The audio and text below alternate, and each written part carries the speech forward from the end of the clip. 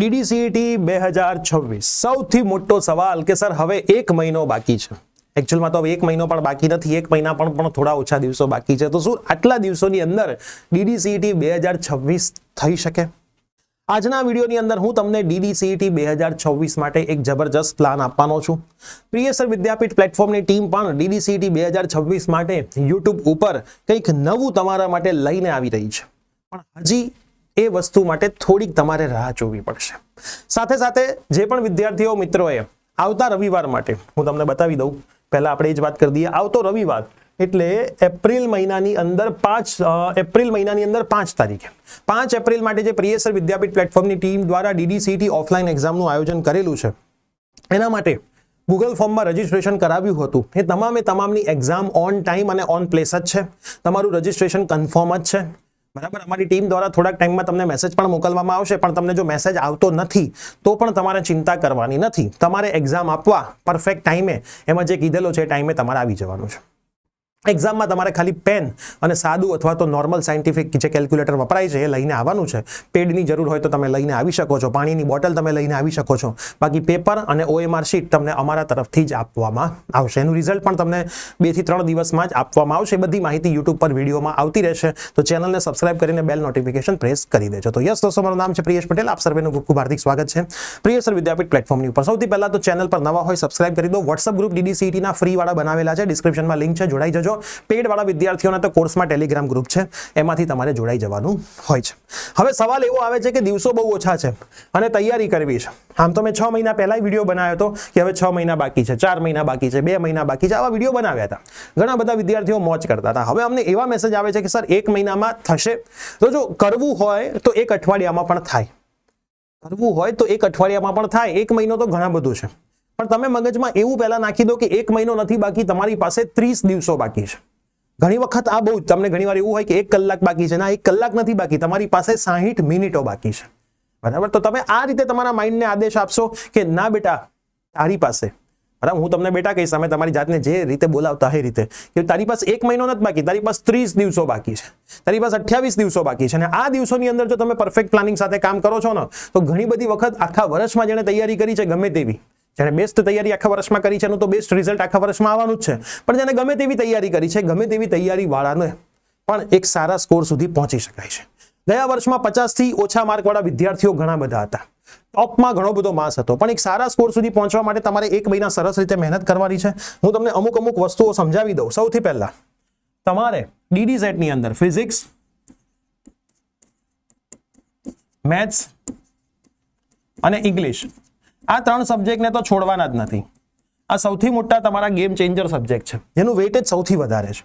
તમે કદાચ જાણી શકશો, તમને ખબર હશે 25-25-50 પ્રશ્નો, 25-25-50 પ્રશ્નો અને ફિઝિક્સમાં 30 પ્રશ્નો, એટલે 50 ને 30 80 પ્રશ્નોનું કામ તો તમારું અહીંયાથી થઈ જાય છે. 80 પ્રશ્નો, 80 ક્વેશ્ચન એટલે 160 માર્ક તમારા થયા. એટલે સૌથી પહેલું તમારે કામ મેઇન આના ઉપર કરવાનું રહેશે કે ભાઈ આ જે તમારા મેઇન સબ્જેક્ટ છે એને તો તમારા છોડવાના જ નથી. આમાં તમને સૌથી વધારે જે ગમતો સબ્જેક્ટ હોય એને પહેલો પકડો. એવું નથી કે સર હું કોઈ ચેપ્ટર સ્કીપ કરી શકું ના, દરેક ચેપ્ટરમાંથી MCQ આવે જ છે, બરાબર. એકાદ પ્લસ માઇનસ હોય, પણ બધામાંથી નોર્મલ વેટેજ પ્રમાણે MCQ આવે છે, તો તમારે એ કરવા જ પડશે. 160 માર્કની મહેનતમાં હવે તમે શું કરો? સૌથી પહેલું તમારો મોબાઈલ અથવા તો તમારું લેપટોપ વાંચવા સિવાય ઉપયોગ ના કરો, બરાબર. મોબાઈલ અથવા તમારું PC કે લેપટોપ જે છે એનો વાંચવા સિવાય તમારે ઉપયોગ બંધ કરવો પડશે.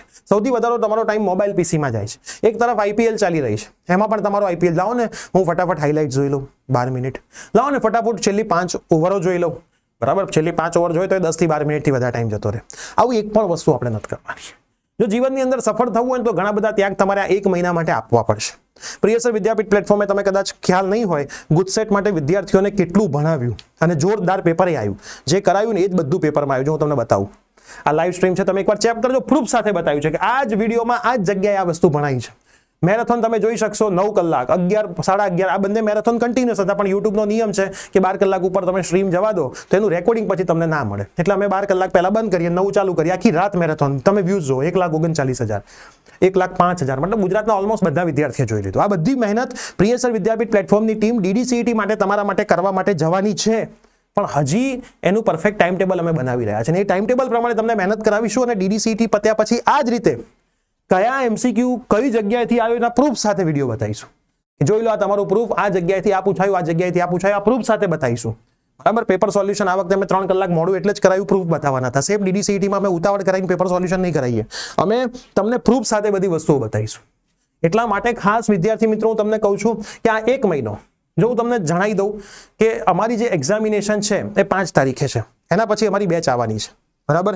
એક જબરજસ્ત દર વર્ષે અમે લઈને આવીએ છીએ. તો 5 તારીખ સુધી તમે ઓલમોસ્ટ પ્રયત્ન કરો કે તમારું બધું પતી જાય, તમારા તરફથી બધું પૂરું થાય. સાથે સાથે આપણી એપ્લિકેશન પ્રિયસર વિદ્યાપીઠનો જે એપ્લિકેશન પ્લે સ્ટોર એપ સ્ટોરમાં છે એમાં ફર્સ્ટ જે ફોલ્ડર છે પેપર 4 એમાં 8 પેપર બધા માટે આપણે ફ્રી રાખ્યા છે. તો જેને કોર્સ નથી લીધો એ પણ આપો. પૂરા સિલેબસના 8 પેપર છે જે એક્ઝેક્ટ DDCET લેવલના છે. બરાબર. તો ખાસ વિદ્યાર્થી મિત્રો સરસ રીતે મહેનત કરવાનો સમય આવી ગયો છે. આ વસ્તુ છોડશો ને એટલે ઓટોમેટિક તમારો સમય બચશે, ને સમય બચશે એ ટાઈમનો તમે ઉપયોગ કરશો. મિનિમમ કેટલા કલાક, મને કોઈ પૂછે કે DD સેટમાં સારા માર્ક્સ લાવવા માટે વાંચવું જોઈએ, તો એની કોઈ ડેફિનેશન નથી. તમે મેક્સિમમ જેટલા કલાક વાંચી શકો છો એટલા કલાક વાંચો. વધારે વાંચશો તો ફાયદો તમને થશે. અને પરફેક્ટ વાંચો. મેં જોયું છે ઘણા બધા વિદ્યાર્થીઓ આલતુ ફાલતુ સવાલો આપે છે. બરાબર. તૈયારી કરતા હોય છે ગમે તેવા સવાલો. મિત્રો DDCET નું લેવલ શું છે અને એ લેવલ પ્રમાણે તૈયારી કરો. એ જ લેવલનું પેપર આ વર્ષે પણ આવશે. સર અઘરું આવવાના ચાન્સીસ મને નથી લાગતા અઘરું આવશે. અઘરું કદાચ આવી ગયું તો 10 પ્રશ્નો અઘરા આવશે. તો આપણે 10 પ્રશ્નોના 20 માર્ક માટે શું કરવા 180 માર્કને માળિયા પર ચડાવી દઈએ? તો તમે 180 માર્કની મહેનત કરો ને 10 અઘરા આવે તો તમે 10 અઘરા માટે 180 નો ત્યાગ શું કરવા આપો છો? બરાબર. એટલે તમે એવું જ માનીને ચાલો કે પેપર રેગ્યુલર જ આવશે, પેપર નોર્મલ જ આવશે. ખાલી તમારો માઇન્ડસેટ પરફેક્ટ જોઈશે. તમે 100 પ્રશ્નોની 200 માર્કની મિનિમમ 15 એક્ઝામ આપી હશે OMR માં તો જઈને તમને ફાયદો થશે, બાકી તમને ફાયદો નહીં થાય. OMR માં એક્ઝામ આપી ઓન ટાઈમિંગનું જે તમારી ઘડિયાળ હોય લઈને બેસવું, આ બધી વસ્તુઓ પેપરમાં જરૂરી છે. બાકી પેપર પૂરું નહીં થાય, પેપરમાં બધું ભૂલી જશો, બધું સ્કીપ થઈ જશે. એક સાથે આટલું બધું આવશે, બહુ બધા સબ્જેક્ટ્સ આવશે તો પણ તમને તકલીફ પડી શકે એમ છે. અને જે વિદ્યાર્થી મિત્રો રેન્કર છે ને આ સિવાયના 3 સબ્જેક્ટ પર ખાસ ફોકસ કરવાનું, કેમ કે આ 3 તો તમે ઘણી બધી વાર કર્યા હશે. કોમ્પ્યુટર, એન્વાયરમેન્ટ અને કેમેસ્ટ્રી પર ફોકસ કરજો, નહીતર તમારું મેરિટ એ 3 સબ્જેક્ટના લીધે ડાઉન થશે. અને એના માટે જ પ્રિયસર વિદ્યાપીઠ પ્લેટફોર્મે 3 સબ્જેક્ટની અંદર ઢગલો વિડીયો આપ્યા છે. તમે કોમ્પ્યુટરની અંદર જો કેટલા વિડીયો અમે મુકાવડાયા છે. ભાઈ અમારે એ 5 સવાલ માટે લડવું છે, કેમ કે જે રેન્કર વિદ્યાર્થી છે એના માટે 5 સવાલ કોમ્પ્યુટરના IMP છે. બરાબર. એટલે ખાસ તમે જો પ્લેટફોર્મથી અત્યારે આપણા પ્લેટફોર્મ પર જે કોર્સ છે છેલ્લા મહિના માટેની 600 રૂપિયા ફીસ આપણે કરેલી છે. તો એ તમે બાય નાઉ પર ક્લિક કરશો એટલે તમને 2 ફીસ દેખાશે. નેક્સ્ટ યર એક્ઝામ દેવાના છે એના માટે 1000 રૂપિયા છે. આ વર્ષે એક્ઝામ દેવાના છે એમના માટે 600 રૂપિયા છે. બરાબર. આ છેલ્લું ડિસ્કાઉન્ટ છે. તમે જઈને બાય કરવો હોય તો હજી કરી શકો છો. હજી તમે તૈયારી કરશો, હજી તમને ફાયદો થશે.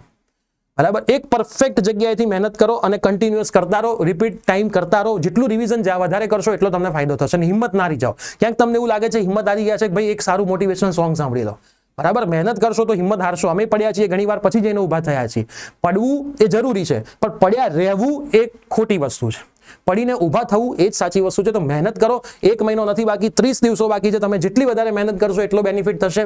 પ્રિયસર વિદ્યાપીઠ પ્લેટફોર્મ હંમેશા તમારી સાથે હતું, છે અને રહેવાનું છે. ઘણું બધું તમારા માટે DDCET માટે આવવાનું છે. તો 2 ચેનલ ઉપર તમે બનેલા રહેજો. આમ તો 3 ચેનલ પર બનેલા રહેજો, કેમ કે અમારે એટલા બધા વિડીયોઝ મૂકવાના હોય છે કે અલગ અલગ ચેનલનો સહારો લેવો પડે છે. પ્રિયસર વિદ્યાપીઠ પર તો બનેલા જ રહો.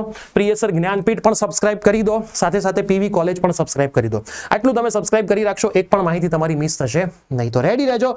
મહેનત કરવા માટે કમેન્ટ કરો કે હા સર હું આજે દિવસો બાકી છે એમાં જોરદાર મહેનત કરીશ, જોરદાર કમબેક કરીશ. અને જ્યારે પણ તમે હિંમત હારો છો તો એ તમારી કમેન્ટ છે એક વખત વાંચી લેજો. તમને તમારા પર વિશ્વાસ આવશે કે ના તમે કરી શકો છો.